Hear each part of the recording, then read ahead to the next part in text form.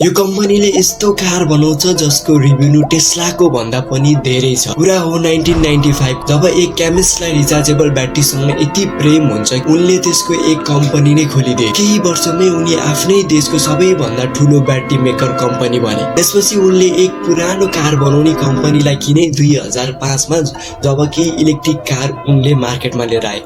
आज त्यही global electric मार्केटमा 25% शेयर हिस्सा गर्छ यो कम्पनीले। र 2004 मा जब कि टेस्लाको रेभेन्यू थियो 97.7 बिलियन, त्यस बेला यो कम्पनीको रेभेन्यू थियो $107 बिलियन, जुन एक मुकेश अम्बानीको लगभग सम्पत्तिको आसपास छ, त्यो पनि केवल एक वर्षमा। यो कम्पनीको प्राइसिङ टेस्लाको भन्दा निकै सस्तो छ, प्लस यो कम्पनीसँग धेरै भेराइटिजहरू पनि छन्। यो कम्पनीले यस्तो चार्जर र ब्याट्री बनाउँछ जसले गाडीलाई मात्र 5 मिनेटमा चार्ज गर्न सकिन्छ। र यो कम्पनीको नाम हो BYD र यसको फाउन्डर हो हुङ चाङफू।